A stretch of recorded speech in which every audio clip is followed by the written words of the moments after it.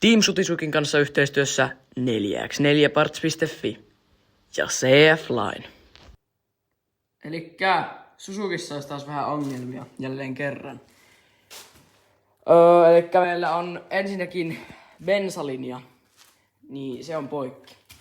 Se on täältä ihan bensatankin puolelta mennyt poikki ja sitten kun se meni metässä, niin vejettiin sieltä sitten tänne näin ja se oli sitten tuossa noin bensatörpössä vai ajeli sitten kotiin tulemaan siitä. No eipä tässä oikeastaan sillä niinku ongelmaa muuta ole. Sitten pitäisi ehkä asennella jonkinnäköistä telinettä tähän, että voi kuvata vähän parempaa videota GoProlla sitten ja sitten vähän vinssiähän tämä vaatisi. Ja siihenpä voisi vähän niinku tämä video liittyäkin. Mikä siellä näkyy? Runvaa. Tällaiset vinssipeditkin sai. Sitä sai teetettyä. Ilmaisella sai. Pitäis muuten pysyä. Noniin, katsotaan mitä täällä on sisällä. Mä oon kerran tää avannut jo ja mä oon ite ostanut tänne vähän lisää tarpeita, mitä mulla tuolla tulee tarvittua. Sieltähän löytyy kaiken tarrojen alta vinssi. Otetaan tähän nyt vaikka tämmönen pöytä, tämmönen kunnon urakkamallin pöytä ja siihen voidaan levitellä nämä asiat mitä siellä on.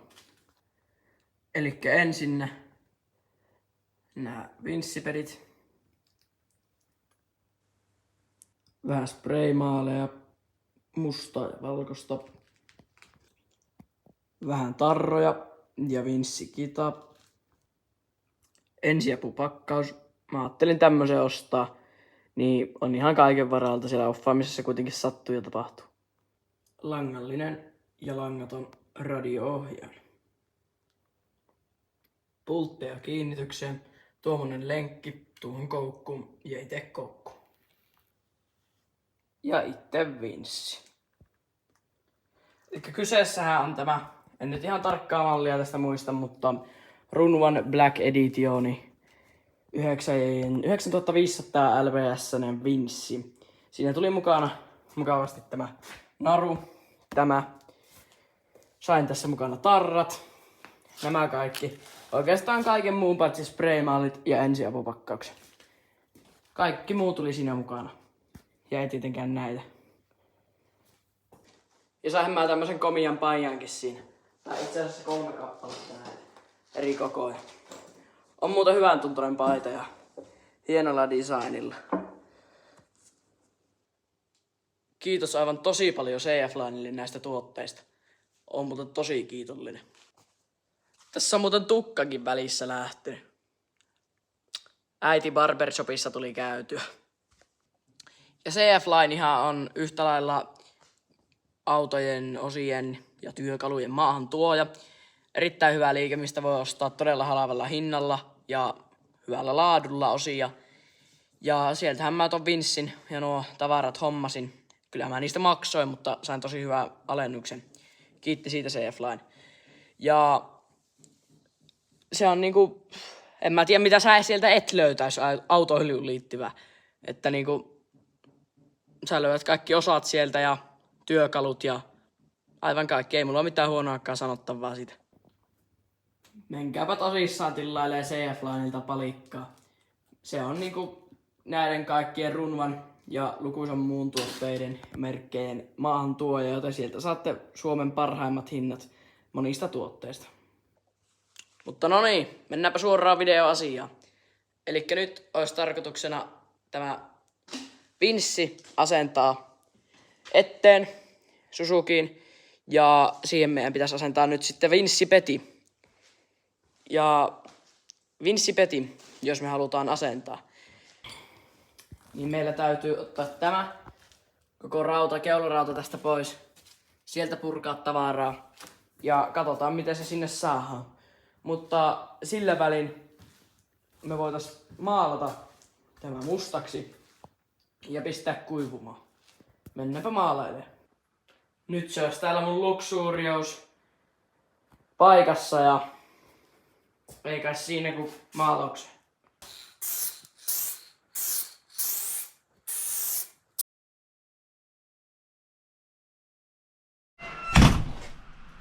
No niin, nyt voitaisiin sitten mennä siihen seuraavaan asiaan, eli irrotetaan tämä puskurihöskö tästä. Tällä kertaa ihan mekaanisesti. Eli jos tästä katsoo, että miten se irtoaa, niin se ei ole mukavassa paikassa. Mikähän tuo olisi?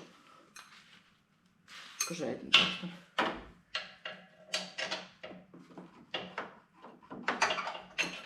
Olisiko? Ei joku 18.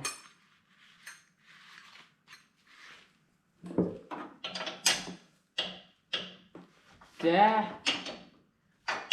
Tuleeko tuo vaan nyt että?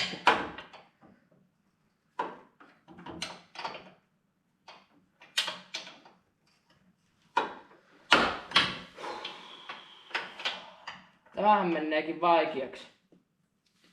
Menee aivan tosi vaikeaksi. Jos tämä alkaisi auttamaan elämää. Katsotaan.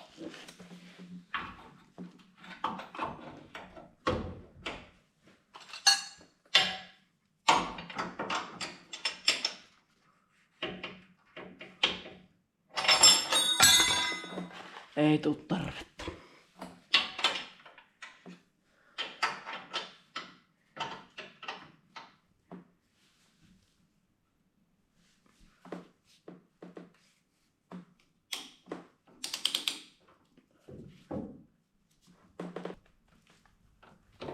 Oli muuten melkoinen värkkäs, mutta kyllähän se sieltä lähti.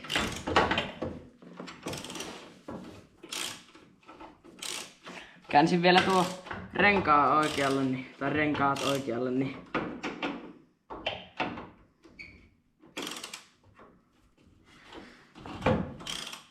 saa enemmän räikkäystillä. Olisikohan pulttipyssy jossain olisi? Ei sitä löy. Olisiko se iskellä jossakin hommissa, kun on ollut vähän tuommoista mökin rakentelua nyt tässä.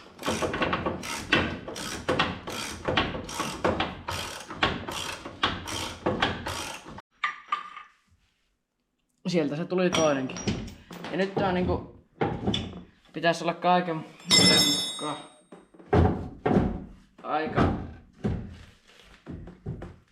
vapaa. Se voi olla, että tuolla on vielä noin pari, mitkä sitä pitää täällä, mutta onko? Joo. No siis, sen ei kuuluisi lähteä näin, mutta se on aika ruosteessa ja se lähti molemmilta puolilta, ratkaisi ruosteen takia irti, niin annetaan lähteä näin. Ei se ole kovin hyvä, jos se silläkään pysyy. Tuolta niin ihan prostunut, että molemmilta puolilta lähti. Vähän painaa kuin helvetti.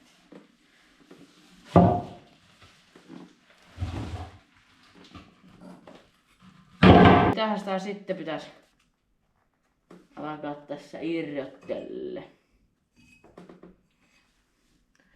Se vinssipeti halutaan jotakuinkin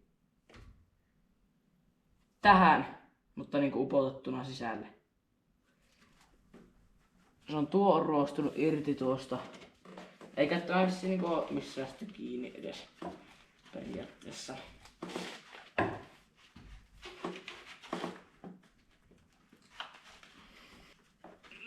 Jos se lähtisi siitä. Elikkä tuo varsi meillä pitäisi lähteä irrottamaan tuosta. Sitten katso sitä pitäisi sieltä tulla irti. Juurikin näin. Ja en mä tiedä. Sitten meidän varmaan vissiin seuraavaksi pitäisi sitten tästä näin rälläköjä poikki.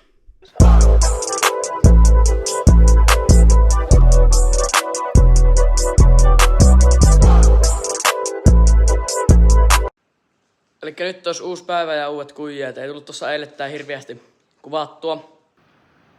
Mutta nyt olisi Sissä Vinssi niinku omalla paikallaan.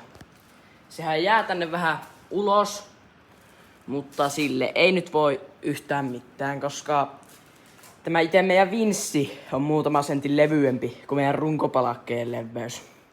Niin sitä ei tonne saa upotettua nyt äkkiä se pikkaa, kun mulla pitäisi olla huomenna ajamassa.